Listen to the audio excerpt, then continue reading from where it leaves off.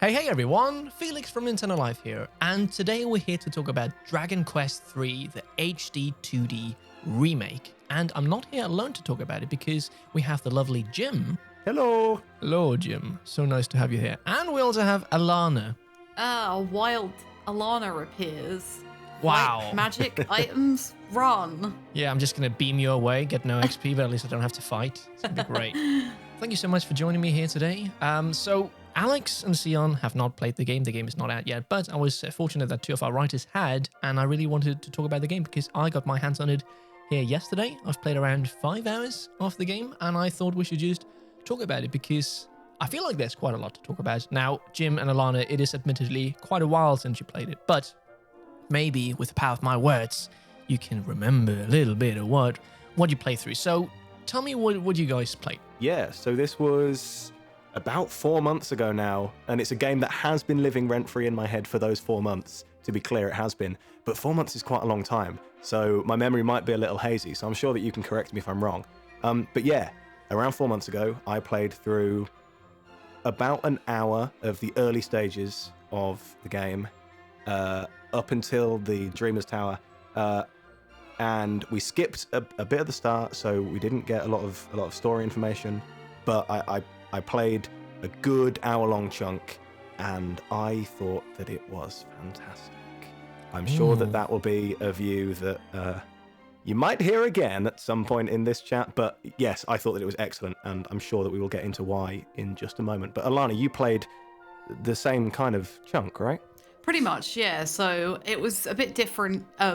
The setup was like a secret hotel room off the side of Summer Game Fest. And the whole room was like full of Dragon Quest III HD 2D art drawn by the Octopath Traveler artist and adapted from the late great Akira Toriyama's art. Oh, that's and great. It was incredible. It was just like a little like fangirl moment. I was kind of like, oh my god, look at all these jobs, look at all these characters. It was so cool. After like years of secrecy, because Dragon Quest III HD 2D was revealed like 4 years ago, 3 years ago at this point, and we've heard like nothing until this summer. And now it's like in our hands, or almost in our hands. And yeah, the same as Jim, really. Like I played through up to the Dreamer's Tower. I did a lot of messing around, and I was just like, it was just like coming home. There's something magical and warm about Dragon Quest, in that it's really cozy, it's fun, you just like get lost in it, and yeah, I was absolutely delighted to sit down and play with it, and I'm really, really excited to talk about it with you two. All right, so it seems like I'm a bit further than you two. I've just done another tower, the Skyfell Tower, and one thing you should probably know is that I've not played Dragon Quest III. I know you, Jim, have played the mobile version, which just looks fantastic. Really does. And those visuals really put HD-2D to shame, I'll tell you that much. I've only played Dragon Quest XI. I've not played it fully, but I've played like 15 hours or something. Like I feel like I've gotten an understanding of what Dragon Quest. I mean, I know it's a very long game, but I got past the desert town and stuff like that. I got Hey, at 15 hours, you're probably, what, 10% into that game? It's Pretty good. much. It's great. What I meant to say is that I know kind of like the tropes and stuff from that game, and I could see a lot of it in this game, which was kind of cool. Now, I've gone back and looked like, how does Dragon Quest III originally look? And yeah, the upgrade is pretty big, I would say. It's huge, yeah. Like it's a pretty impressive NES game visually and mechanically as well. And I'm sure we'll like touch on some of that in a bit, but the HD 2D look here is like amazing. And I think the one thing that stands out to me from the trailers and what I've played and what I've seen is the backgrounds more than anything. Like with Octopath and Live Alive, you see a lot of pixel art backgrounds, and the depth of field is slightly different and there's a lot more bloom. But here we've got like fully 3D backgrounds with like trees that blow in the wind and grass that moves as you walk through it, and then some beautiful like sprite work from the character designs and the monster designs, which I just want to say, like, the monster designs in Dragon Quest are amazing, and they're like my favorite thing, and I love the way they're animated in this game. But yeah, it looks stunning. It looks absolutely incredible. Yeah, I can't be sure whether it's just my mind playing tricks on me, because it all is so crazy detailed this time, but the camera is at a slightly different angle as well, right? The original game is almost completely top down, whereas this takes place, isometric would be a bit of a stretch, but we're getting slightly lower to the ground, and what that does is that it makes the backgrounds look so big, and they're so pretty. Like, I spent most of my time, like you, Alana, just wandering round, really, listening to the music, which we'll have to touch on in a bit. Oh, yeah. But basically just wandering round and being like, oh, look, that town now actually looks like a town. In the original game, it didn't. And like you say, the trees move, and the vistas are so wide.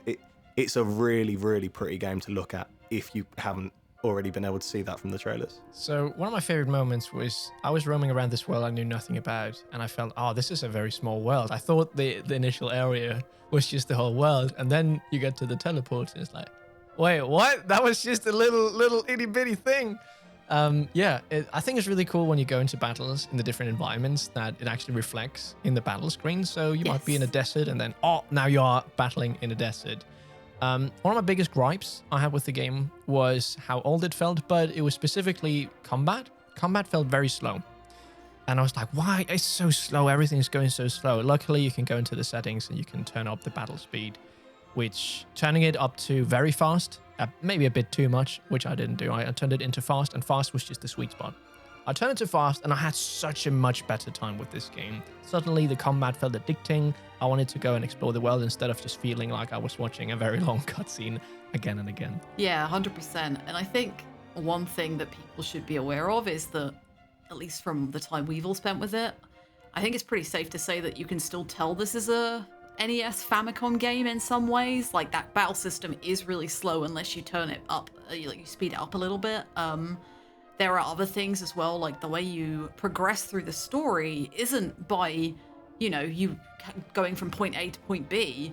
You have to find where things are by talking to people, memorizing the dialogue that they have. There's a button for that, but it's just really interesting. And, Dragon Quest is a very traditional series anyway, but even so, Dragon Quest 3 definitely retains its roots very strongly.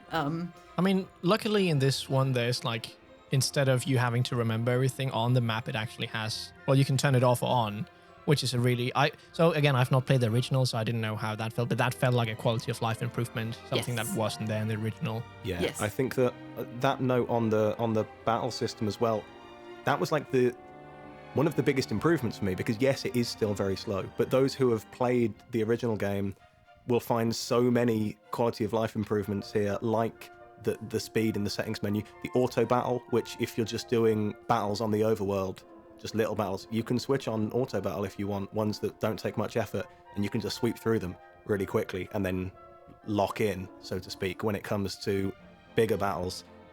Like you say, mechanically it is still quite old, but I think that they've done so much here to bring it in line with more what you'd expect from modern Dragon Quest. So if, like you, Felix, you've only played 11 before this, I don't think it's going to feel like too big of a leap back to jump into this new version of 3. No, I would say it felt like a lot of the stuff felt similar. Of course, it does feel like an older game. One thing I was particularly, I just noticed it, is that when they walk, there's no sound effects.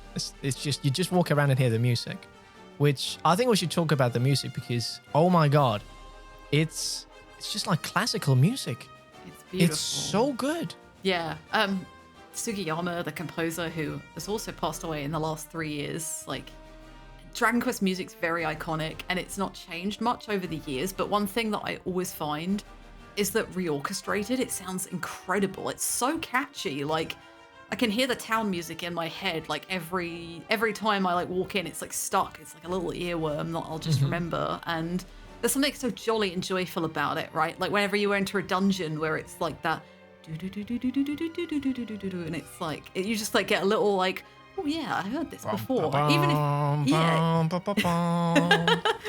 yeah, it's joyous. I absolutely adore the rearranged music here. Yeah, and it was, I'm not sure whether we've had an official answer yet, but it was all phrased slightly strangely at first, wasn't it? In that they said it's a score rearranged by Sugiyama, which the more we think about it was, did he rearrange it, or is this just a rearrangement of his score?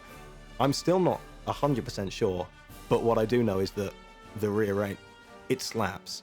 It really slaps. I didn't have the town music in my head, but now, thanks, Alana, I do have the town music in my head. You're welcome. One thing this game does really well, I feel, is the feeling of exploration. And it was, from what I understand, it was one of the first games that really had this big overworld with like a day and night theme. And here it's like seamless when it goes from day to you have evening and night, and it's really, really cool. And just suddenly seeing something sparkling in the distance, going over there, and oh, it's a little house or whatnot. There's just so many things scattered around this world. To build on your point on like the world map, yeah, I love that it's like even the original was apparently like very open world. You could go wherever you wanted, and obviously now you've got like map markers to tell you where to go, but you still don't have to follow that. But those sparkling points on the map, and particularly those like little areas you can go into where you've got like a tree or a rock and you walk up to it, and it's like a mini like vista with a treasure chest or an NPC, or like sometimes there's a monster to recruit because there's a whole new job class called a monster wrangler, and you can like pull in all these like different monsters to fight in arenas for you. And it's like there are just secrets buried everywhere, and it's like expanding on that original feeling from the NES game, but in a way that both honors the original but also feels really fresh and new and exciting for anyone who's like just jumping into it for the first time. Yeah, the overworld feels much more full now, if you know what I mean. Like, I think just because of those secret little areas, which I stumbled across in my time with it, there was just a small tree alone by itself. And I don't know what inspired me to go over and check it out, but I did, and I'm pleased that I did, because as you say, it opens up into this whole new area. And as I understand it, they're dotted around everywhere. So all of a sudden, there's much more of a reason to go and explore this world outside of there's a pretty town over there and there's a pretty castle over there. Now there's all these little things that you might otherwise miss, which really helps break up what can sometimes be quite a frustrating overworld, navigating it with the number of random encounters that appear. I will say I'm not the biggest fan of the random encounters, and they do appear a lot. But yeah, I mean, it helps that there's these new places to dotted around and stuff. And I was just impressed with how much happened in the 5 hours I played. Yeah, the pacing is really good. It's like, yeah, it really moves fast, and a lot of those older Dragon Quest games certainly just go like, you know, point 1 to point 2 to point 3, and they'll just speed you through the game, but you're never like missing out on anything. You never feel like it's rushed because it just feels like a really fun adventure. And then you unlock a key, and then you can go into all the red doors, and suddenly when you go back, oh, I can go in here now, I can go in there now. yeah, And also I wanted to touch upon something now that we talked about the music. The voice acting I was very impressed by that, and it added another layer to, there was this like Italian character, which was really fun, and I quite liked him. He was great. yeah. It's a Dragon Quest thing again. Like every Dragon Quest game has regions based on different countries in the world, and they've always got these like regional accents. Like I think I remember someone was from like the north in the UK when I was playing the demo back at Summer Game Fest, and I was like, oh yeah, this is, again, it's just that like classic nostalgic feel for me who's played a couple of like more recent Dragon Quest games, and goes like, oh, this Western like localization flavor that they add to the games is always really great. I love the way that they lean into those like different accents. yeah, definitely. Another thing that they've added this time around, obviously, is all this new story content. Maybe let's not go into it in too much detail here, but what we do know that's already out there that Square has told us is that we're getting some daddy backstory for our hero, which is great, because in the original game, like right off the bat, it's you think you meet your hero, and then spoiler, he's not your hero, it's your son who's the hero. But this time we're getting all this bonus plot content as well, which turns, I think, what was already a pretty beefy long storyline into something that just feels even more in depth. There's going to be so much to do this time around. Right, we don't know how much of the story will be affected or how much will be added, but we do know that it involves an important character for the protagonist, and it's again another very Dragon Quest thing to do, to give you some daddy backstory, as you put it, Jim. Like it's always about your dad or your father or your parents, and it feels very in tune with what the original Dragon Quest 3 was trying to do, and what Square has been trying to do with Dragon Quest as a whole, as a series, to bring it up to like not modern standards necessarily, but like make it like more enticing to everybody. Yeah. I want to touch about probably the thing I'm struggling the most with, or just like, why is this how it is? It's how items work and the item pouch, and why don't they all just share the items? It is so annoying. Especially, so right now I'm playing Metaphor, and that also has turn-based combat, but it's, you know, it's such a more modern game. I just wish that the party had the same items, because there's been a lot of times where, oh, the character that always attacks first doesn't have the item I need. So of course that then you play around that and stuff, but it's just, it feels like a step that there's just a few things that they maybe could have improved even more about in this remake, which is a bit of a shame. Like, it feels very old. The remake feels really old, but it looks really good, and they have added new stuff, so that's nice.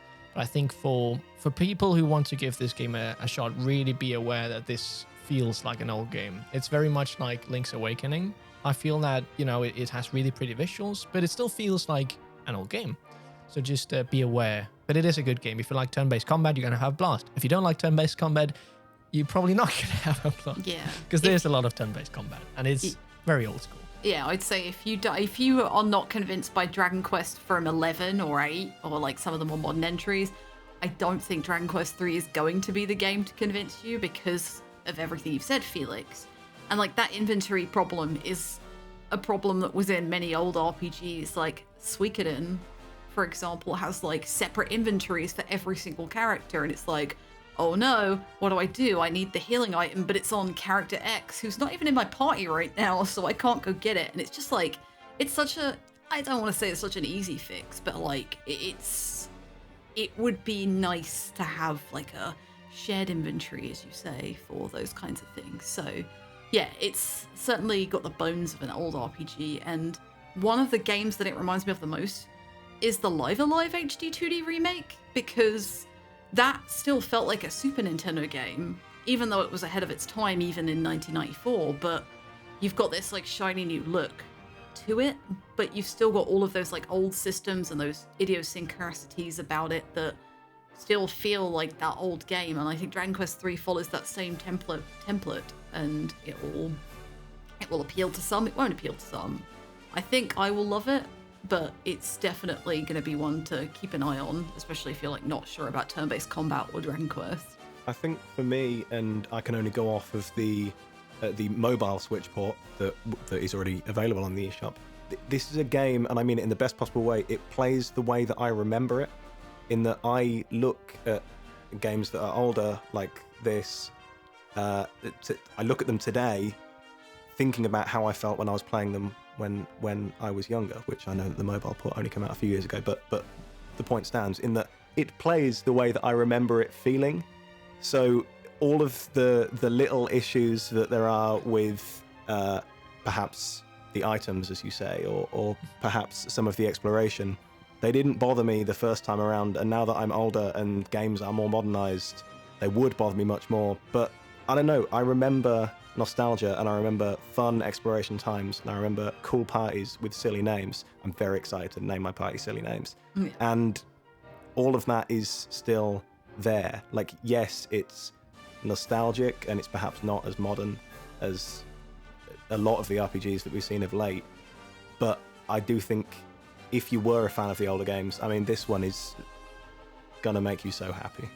Yeah, and I think I had to adjust to the combat, because it's a bit different in how I've played other games, in that you select everything first, like, okay, this character's going to attack. So you kind of make the game plan before. Yeah. And I actually quite like that. In the first I was like, no, why can't I do the attack fine when I do it? But it's like, no, you make this tactic, and then you see how it plays out.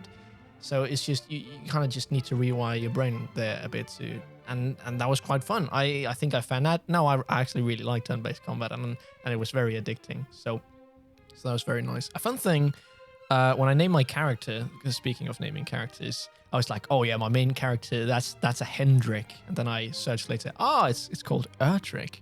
I don't know if I'd seen that before, and I was just going off that. Yeah, you were crazy close. And of course, you're going to have to name your main character Hendrik now when we get 1 and 2. That's next year as well, right? They're getting the HD-2D remaster treatment in 2025. So for a person who doesn't know anything about, so I've heard something that the third game is actually the first game. Is that how it works? Yeah, chronologically, yeah. That's correct, yeah. So the Erdrick trilogy is 3, 1, and 2 in that order.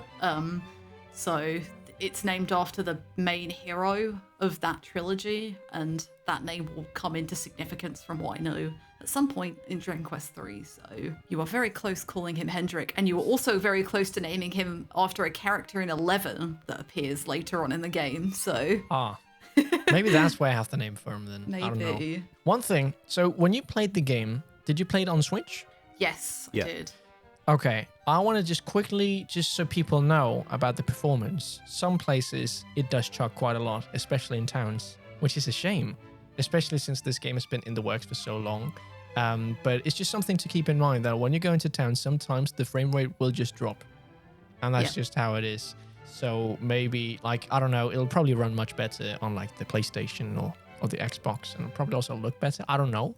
Yeah, when I played it, I was in a room with other consoles as well. So obviously I went for the Switch version because Nintendo Life. Yeah, the Switch version is 30 FPS and every other version is 60 FPS. That's like a first thing off the bat, which isn't a big deal, I think. But you're right, Felix. Like, I noticed a couple of times where the frame rate had a little bit of a dip. Not super significant. It was just like when I was like walking past somewhere that was particularly busy. It just like dipped a little bit and then was like back up again. I'm like, oh, okay.